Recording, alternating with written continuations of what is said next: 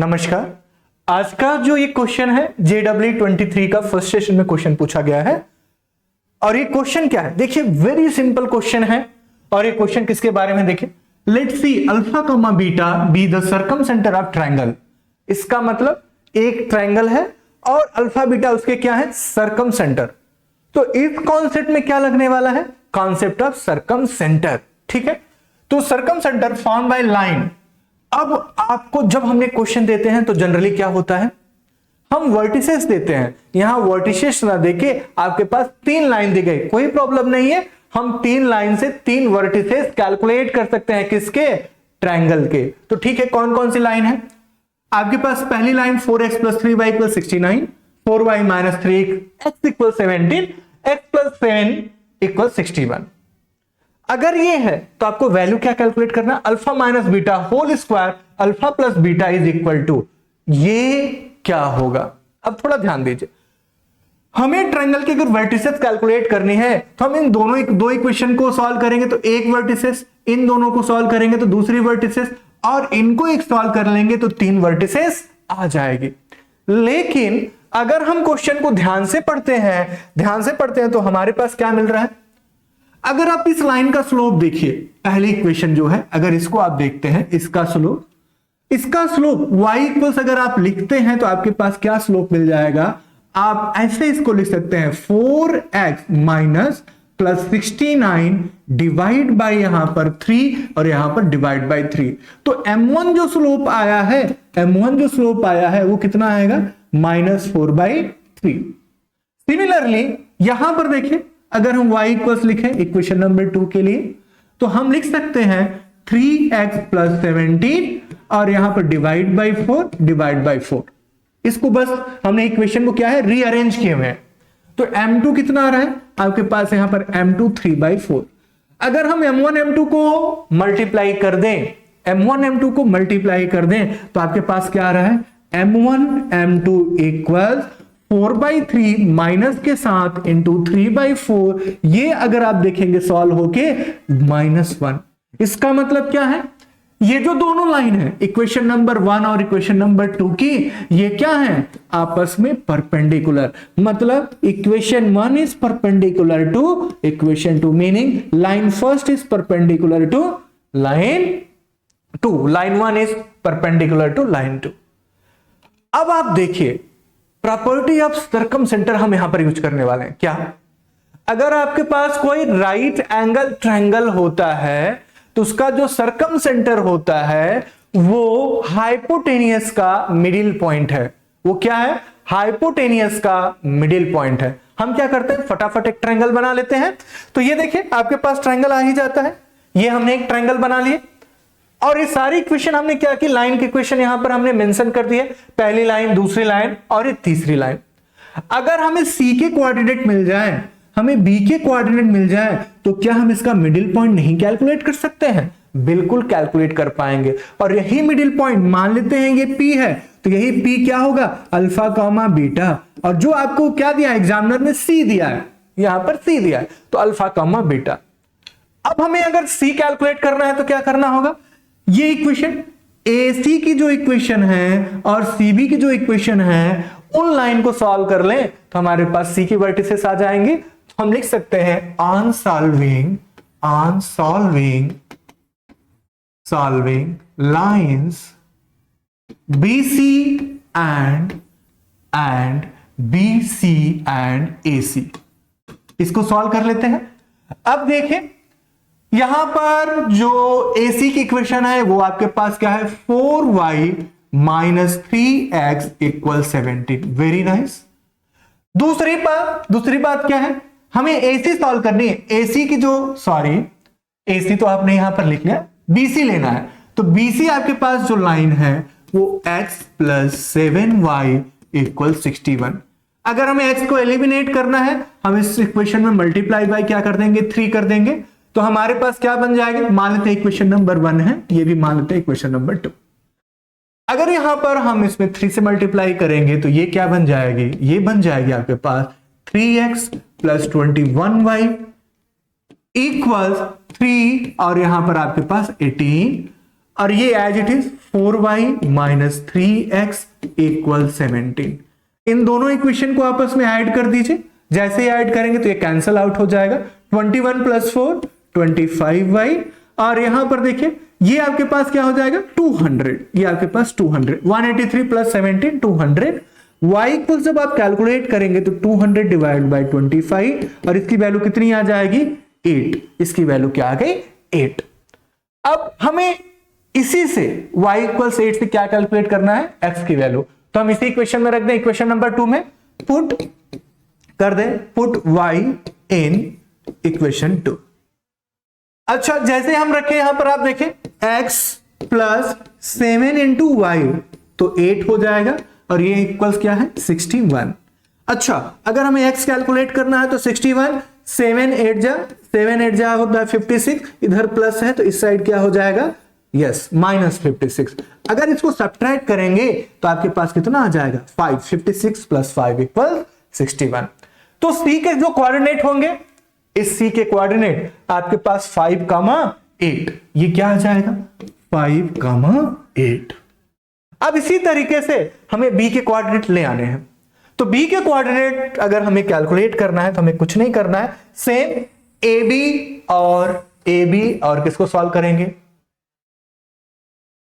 Yes यहां पर AB और BC को सॉल्व करेंगे। तो हम क्या करेंगे यहां पर लिख लेते हैं on solving lines AB and BC। बात समझ में आई? अच्छा, AB BC को सॉल्व करते हैं तो देखिए आपके पास जो AB लाइन है वो क्या है 4x plus 3y equal 69, exactly यही दिया गया है। अच्छा, जो BC है वो BC क्या दिया गया x प्लस 7y इक्वल 61। ये तो इक्वेशन नंबर आपने 2 माना था, इसको मान लेते हैं ये क्वेश्चन नंबर 3 है। 3 में हमें क्या करना है, इसको हम मल्टीप्लाई कर लेते हैं किससे, हम मल्टीप्लाई कर लेते हैं इसमें से 3 से या तो 4 से मल्टीप्लाई करते हैं। क्यों? क्योंकि 4 को अगर मल्टीप्लाई करेंगे तो इजीली कैंसिल आउट हो जाएगा। यहां पर अगर y को कैंसिल आउट करना चाहते हैं यहां पर 3 से मल्टीप्लाई करना पड़ेगा, और यहां पर 7 से, तो 4 से मल्टीप्लाई कर लेते हैं।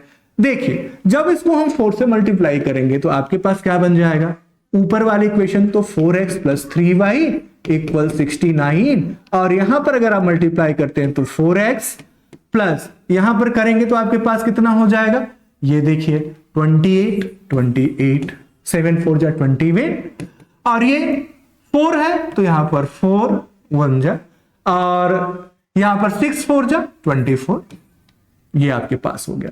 ये आपके पास इक्वेशन आ गया। अब हमें इन इक्वेशन को क्या करनी है, यस हमें इस इक्वेशन को क्या करनी है सब्ट्रैक्ट। अच्छा, अब इसको सब्ट्रैक्ट करना है तो माइनस माइनस माइनस, ये तो कैंसिल आउट हो गए।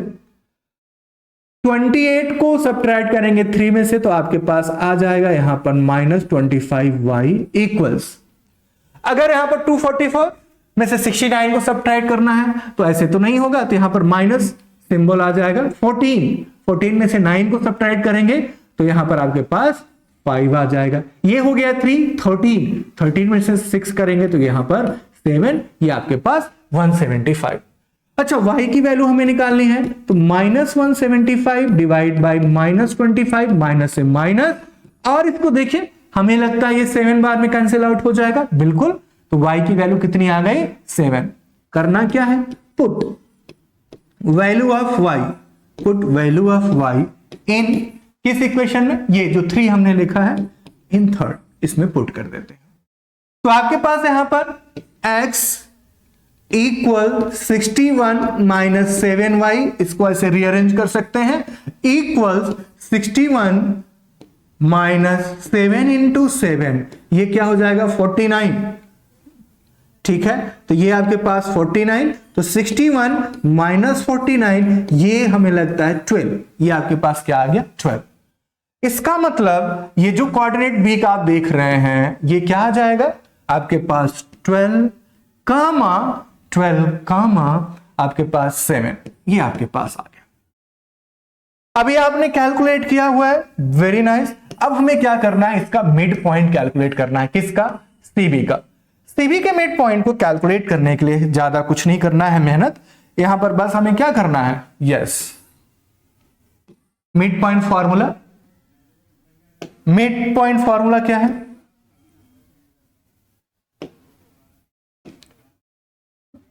ठीक है, मिड पॉइंट फॉर्मूला, सॉरी यहां पर कोऑर्डिनेट तो दिख ही नहीं रहा है, थोड़ा इसको नीचे कर लेते हैं, ठीक है। अब ये मिड पॉइंट फॉर्मूला क्या हो जाएगा, 12 प्लस 5, यही पी के लिए कैलकुलेट करेंगे तो आपको यहां पर यूज क्या करना है, मिड पॉइंट फॉर्मूला। 12 प्लस 5 यहां पर हो गया 17 डिवाइड बाई 2 मिड पॉइंट के लिए। 8 प्लस 7, 8 प्लस 7 15, तो आपके पास क्या आ गया 2। इसका मतलब आपके पास जो अल्फा कामा बीटा की वैल्यू कैलकुलेट कर रहे थे तो अल्फा इक्वल्स कितना आ गया, अल्फा इक्वल 17/2 और यहीं पर बीटा इक्वल्स कितना आ गया 15/2। ये बात समझ में आ गई, ये आपके पास बीटा आ गया। लेकिन आपको कैलकुलेट क्या करना है, देखिए यहां पर जो आपको कैलकुलेट करना है, alpha minus beta whole square plus alpha plus beta is equal to, ये इसकी वैल्यू क्या हो जाएगी। अब हम इसको इरेज कर देते हैं, इसकी जरूरत भी नहीं है। आपके पास जो अल्फा की वैल्यू अभी आपने कैलकुलेट किया हुआ है, अल्फा की वैल्यू आपने 17/2 कैलकुलेट किया हुआ है, बीटा की वैल्यू आपने 15/2 कैलकुलेट किया हुआ है, इसी में रख देते हैं तो आपके पास क्या आएगा 17/2 minus 15/2 whole square plus 17/2 plus beta की वैल्यू आपके पास आ जाएगी यहां पर 15/2। अब इसके बेस सेम है, डिनोमिनेटर सेम है, तो हम इसको 17 माइनस 15 डायरेक्ट कर सकते हैं, तो ये क्या हो जाएगा 2/2 का होल स्क्वायर प्लस ये भी सेम है तो हम क्या कर सकते हैं, यस डायरेक्टली ऐड कर सकते हैं। अब यहां पर देखिए ये तो 1 हो जाएगा, 1 का स्क्वायर 1, ये 15 प्लस 17 32 और 32 में प्लस 2 करते हैं तो यहां पर क्या आ जाएगा 16, आपके पास 16, आंसर कितना हो जाएगा 17। 17 इज द क्या है, राइट आंसर। तो कौन सा ऑप्शन सही हो जाएगा, B is the right option. ये बात समझ में आई।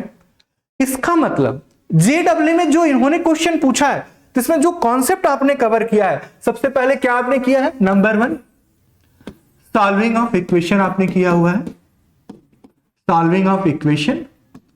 उसके बाद क्या यूज किए हैं आपने, उससे पहले आपने चेक किया हुआ था इसको, दो पहला आपने क्या चेक किया हुआ था, condition of perpendicular, condition of perpendicular, condition of perpendicular, perpendicular किसका, ऑफ लाइंस, ठीक है। तीसरा आपने क्या किया, सरकम सेंटर की प्रॉपर्टी यूज करके, सरकम सेंटर प्रॉपर्टी